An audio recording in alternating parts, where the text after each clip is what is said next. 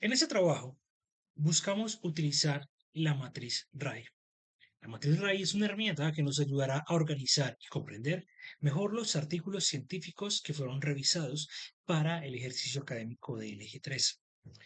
Durante este espacio entonces, lo que hicimos fue utilizar investigaciones reales aplicando paso a paso la metodología del resumen analítico de los escritos conocido como RAI.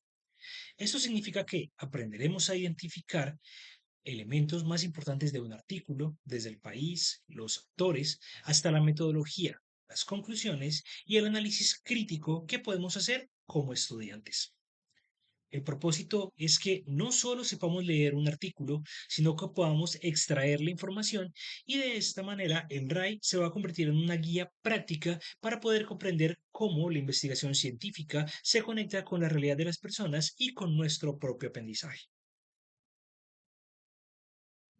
Hola, muy buenas tardes. Mi nombre es Delia Gómez. En la etapa de adulto mayor hay tanto pérdidas como ganancias. Las ganancias son la experiencia adquirida a lo largo de la vida, indudablemente. Una de las pérdidas es el deterioro de la salud física. Esta bien sea por patologías u ocasionada por otra dificultad. Eh,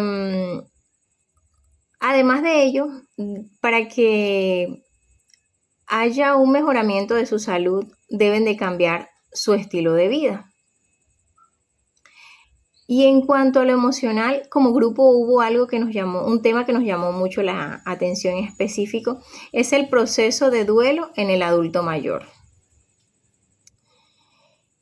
En el artículo de cómo la depresión influye entre la relación entre la soledad y el proceso de duelo en el adulto mayor, afirma que la soledad y la depresión y la ansiedad, si son tratadas inicialmente,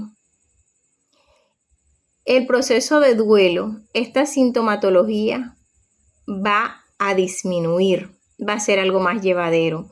Solo si se le da tratamiento inicialmente a lo que es la depresión, la ansiedad y la soledad. Muchas gracias.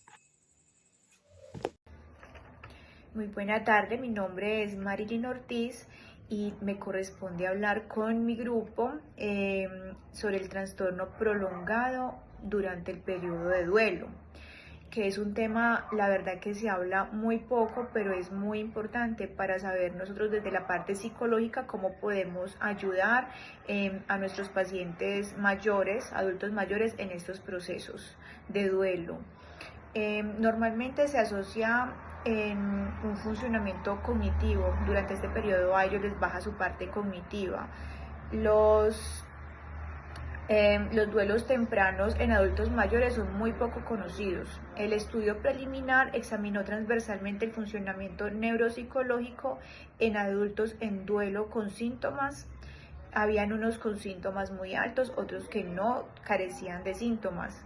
Entonces todo este estudio preliminar lo que empezó a hacer es agrupar a adultos mayores entre la edad de 50 años y 85 años y empezó a seleccionar en grupos y lo que se podía evidenciar qué pasaba en ese periodo un año después de su proceso de duelo, y lo que se pudo experimentar en todo esto era que había muchísimas patologías, entre ellas la bipolaridad, pacientes psicóticos, neurológicos, pacientes que necesitaban sustancias para poder mantener su equilibrio, había muchos pensamientos suicidas y trastornos, y habían síntomas de delirio entre estos. Después de hacer entonces el análisis directamente de los artículos, podemos llegar a las siguientes conclusiones. En primera instancia, el duelo en adultos mayores es multidimensional. Ambos estudios demuestran que el duelo no solamente afecta la esfera emocional, sino también la cognitiva. La soledad y la depresión intensifican los síntomas emocionales, mientras que las dificultades de atención, velocidad de procesamiento y función ejecutiva agravan la adaptación del duelo. El primer artículo evidencia que la soledad y los cambios en los síntomas depresivos moderan la intensidad del duelo, convirtiéndose en objetivos prioritarios de intervención. Esto se complementa con el segundo estudio que señala que la depresión debe considerarse al analizar el impacto cognitivo del duelo. Los hallazgos sugieren que los síntomas intensos en los primeros meses tras la pérdida pueden aumentar el riesgo de desarrollar trastorno de duelo prolongado y la combinación de afectación emocional y deterioro cognitivo pueden dificultar la transición hacia un duelo integrado. Ahora, este ejercicio nos permitió a nosotros aplicar todo el tema de la matriz RAI a investigaciones científicas.